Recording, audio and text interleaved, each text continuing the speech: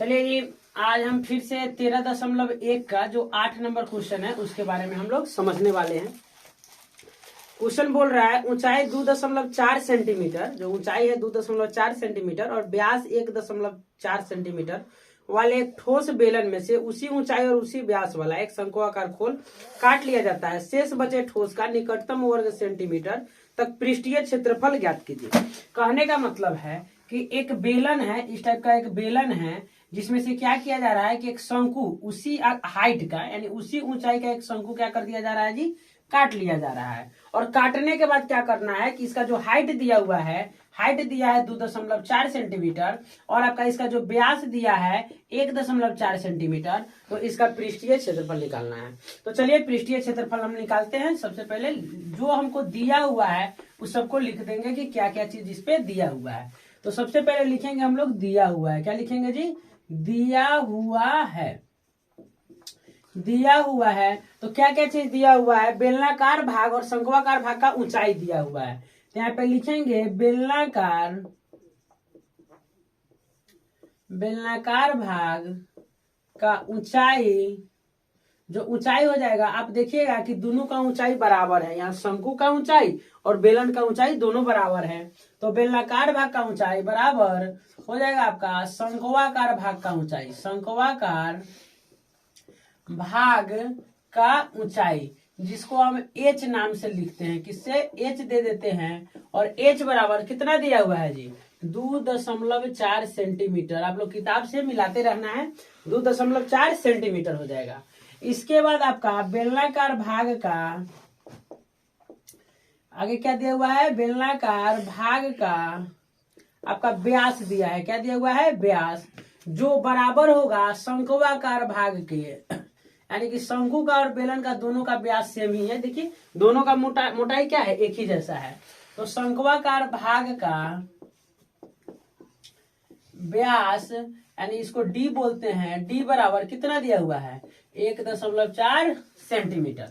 अब आपको क्या दिया हुआ है कि अगर व्यास दिया है तो हम यहाँ से त्रिज्या निकाल लेंगे। आपको पता है कि व्यास का आधा क्या होता है? त्रिज्या। तो लिखेंगे बेलनाकार भाग का त्रिज्या। क्या चीज? त्रिज्या बराबर क्या हो जाएगा? शंक्वाकार भाग का त्रिज्या। तो शंक्वाकार भाग का जो त्रिज्या हो जाएगा यानी आर, वो कितना हो जाएगा? इसका आधा हो जाएगा। डी का आधा होता है आपका क्या होता है? त्रिज्या होता है। तो 1.4 है तो कितना हो जाएगा? 0.7 सेंटीमीटर आपका क्या हो जाएगा? त्रिज्या। अब देखिए जो आपका क्षेत्रफल निकालना है तो यहाँ पे वक्र पृष्ठ क्षेत्रफल निकलेगा। तो जो शंकु का वक्र पृष्ठ क्षेत्रफल होता है वो पाई आर एल होता है। तो हमको तो आर पता चल गया लेकिन एल यहाँ पर नहीं पता है। किसका? शंकु का, यानी एल मतलब तिरछी ऊंचाई या तिर्यक ऊंचाई। तो आपको क्या करना है? शंकु का शंक्वाकार भाग का आप लिख सकते हैं, शंक्वाकार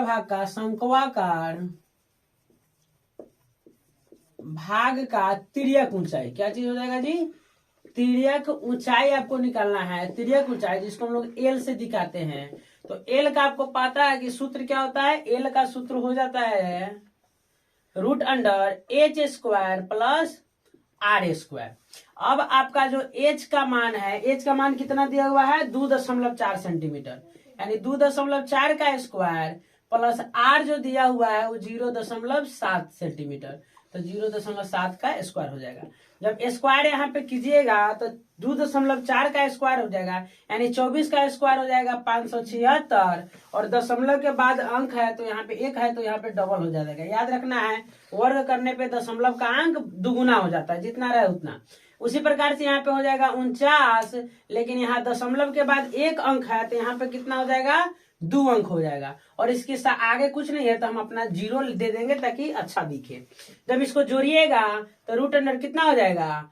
625। कितना हो जाएगा? 625। 6 9 15 के 5 हासिल 1, 7 4 11 के 12 के 2 हासिल 1 और 5 1 6, और 6.25 जो हो जाएगा आपका 2.5 सेंटीमीटर का क्या हो जाएगा? वर्गमूल हो जाएगा इसका। अब आपको करना क्या है? इसका क्षेत्रफल, जो शेष ठोस बचा हुआ है, खुदाई करने के बाद जो ठोस बचा है उसका आपको क्षेत्रफल निकालना है।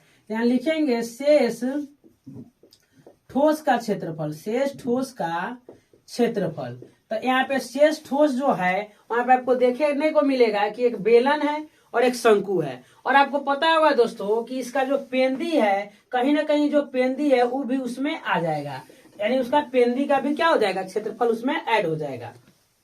तो शेष ठोस का क्षेत्रफल बराबर हो जाएगा बेलनाकार भाग का, बेलनाकार भाग का, बेलनाकार भाग का वक्र पृष्ठ क्षेत्रफल। क्या हो जाएगा, वक्र पृष्ठ क्षेत्रफल प्लस शंक्वाकार भाग का, शंक्वाकार भाग का वक्र पृष्ठ क्षेत्रफल, अब प्लस हो जाएगा बेलनाकार भाग का, बेलनाकार भाग का आधार का क्षेत्रफल। पेंदी उसको नहीं लिखेंगे, पेंदी शोभेगा नहीं, इसलिए आधार का क्या हो जाएगा, क्षेत्रफल। यहाँ जो इस पेंदिया को हम आधार ना कहते हैं, क्या इसी के ऊपर टिका हुआ है, तो जिस वजह से इसको क्या लिखेंगे, आधार का क्षेत्रफल।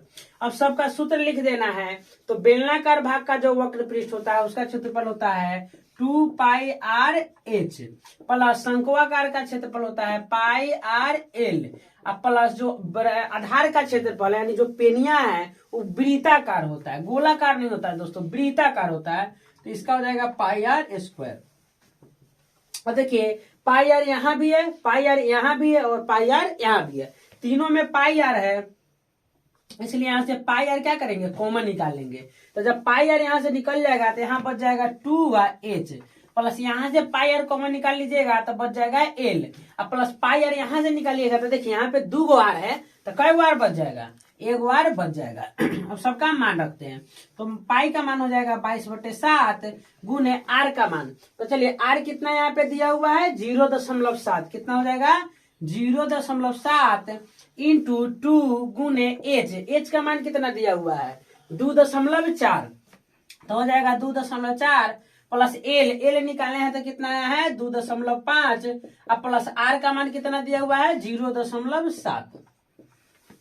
अब चलिए यहाँ से 7 से 7 क्या हो जाएगा, कट जाएगा, क्या मरतबे 0.1 मरतबे, यहाँ हो जाएगा 22 गुने 0.1 इंटू, अब गुना कीजिएगा तो 24 गुना हो जाएगा 48, एक अंक पे दशमलव है तो दशमलव पर जाएगा, प्लस 2.5 अब प्लस 0.7। यहाँ पे दोस्तों गुना कीजिएगा तो 22 का जब गुना कीजिएगा 0.1 से तो आपका हो जाएगा 2.2, और यहाँ पे इसको गुना में लिख लेते हैं। अब जोड़िएगा तो 7 5 12, 12 8 20 के 0, यहाँ पे हासिल 2 हो जाएगा दशमलव, 4 2 6 और 6 2 कितना हो जाएगा 8। जब इसको यहाँ पे गुना कीजिएगा तो एक 0 है तो हम 0 यहाँ पे रख लेते हैं, 0 रखने के बाद 8 दूना 16 के 6 हासिल 1, 8 दूना 16 कितना हो जाएगा 17 हो जाएगा। अब देखिए दशमलव के बाद एक अंक का दशमलव के बाद एक अंक, यानी दशमलव के बाद कितना अंक हो जा रहा है 2 अंक के बाद दशमलव पर जाएगा। और क्षेत्रफल हमेशा याद रखना है, क्षेत्रफल क्या होता है स्क्वायर में होता है। तो यहाँ पे आप लिख दीजिएगा अतः शेष कितना लिखा जाएगा, शेष ठोस का क्षेत्रफल, शेष ठोस का क्षेत्रफल बराबर कितना हो जाएगा 17.60 सेंटीमीटर स्क्वायर क्या हो जाएगा जी, आपका आंसर हो जाएगा। तो दोस्तों क्या करना है, वीडियो को रोकिए और इसका एक स्क्रीनशॉट लेके, स्क्रीनशॉट लेने के बाद इसको कॉपी में नोट कीजिए और फिर मिलते हैं अगले वीडियो में। चलिए धन्यवाद।